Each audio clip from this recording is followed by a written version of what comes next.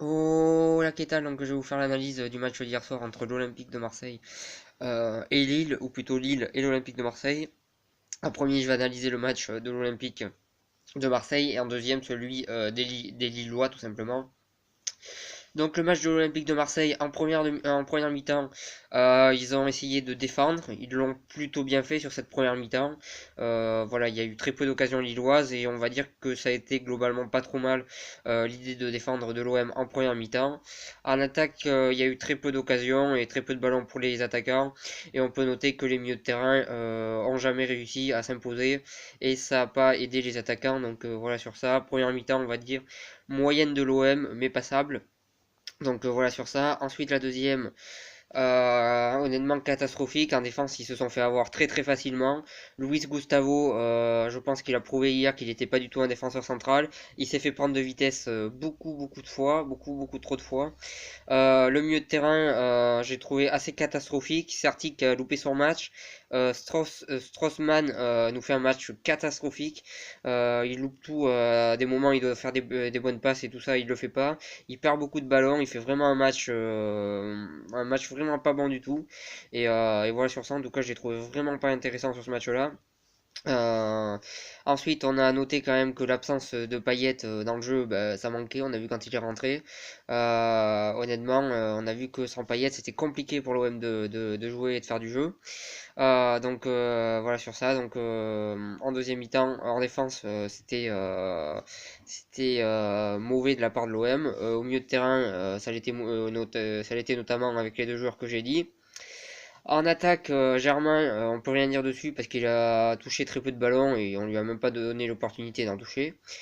Sur les côtés, la nouvelle recrue serbe que j'arrive totalement pas à prononcer le nom, je l'ai vraiment trouvé assez mauvais sur ce match-là. Il a perdu énormément de ballons, il a fait énormément de mauvais choix, donc match loupé de sa part.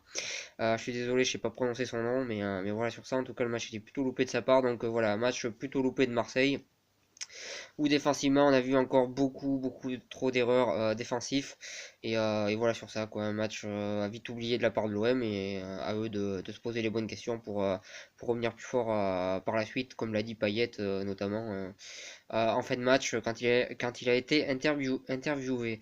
Ensuite, pour en revenir au match de Lille, première mi-temps où ils ont eu le ballon sans vraiment se procurer de beaucoup d'occasions, mais au moins on voyait qu'ils tentaient d'avoir un petit peu la même mise sur le ballon et sur le match. Voilà sur ça, on va dire une première mi-temps quand même un petit peu moyenne de la part de Lille, mais ils ont quand même réussi à se procurer quelques occasions, mais très peu, et on sentait qu'en attaque ça se passait pas très bien pour eux. Et en défense, ça tenait, mais globalement il n'y avait pas grand-chose à tenir vu le peu d'occasions que l'OM a eu. Ensuite, en deuxième mi-temps, ils ont fait une très bonne deuxième mi-temps. On a vu Nicolas Pepe qui a pu exploiter sa vitesse et face à un joueur comme Gustavo notamment qui est assez lent, bah, du coup il a pu se régaler et faire un petit peu ce qu'il voulait. Voilà sur ça.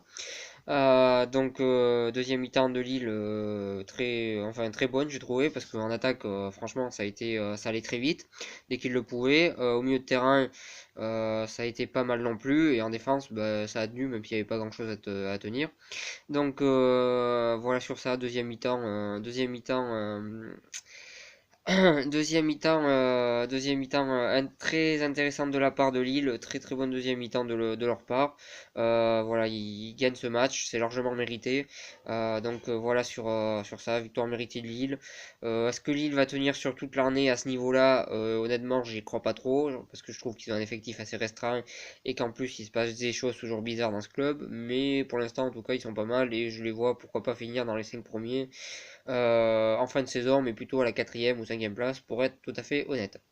Voilà sur ça. Ensuite, je voulais revenir sur l'arbitrage parce que j'ai vu que ça faisait polémique. Donc le premier penalty pour Lille, il y a un léger contact avec Mandanda. Après, je sais pas trop si ça se siffle ou si ça se siffle pas, ça se discute. Le deuxième penalty de Lille, il y a totalement penalty vu qu'il y a faute. Et le troisième but où il y a un joueur de Marseille qui est poussé avant le but. C'est vrai que là, il y avait, selon moi, il y avait faute vu que le joueur lillois pousse le joueur de Marseille. Mais bon, voilà, ça change pas grand-chose au match parce que Lille était quand même supérieur à Marseille. Et voilà, même l'arbitrage pour moi ne change pas grand-chose parce que finalement, c'est Marseille qui a raté son match et Lille qui l'a réussi. Et voilà, même si l'arbitrage a fait quelques erreurs, je pense que la victoire de Lille est quand même largement méritée. Voilà ce que j'avais à dire pour cette analyse. Je vous remercie de m'avoir suivi et je vous souhaite une bonne continuation.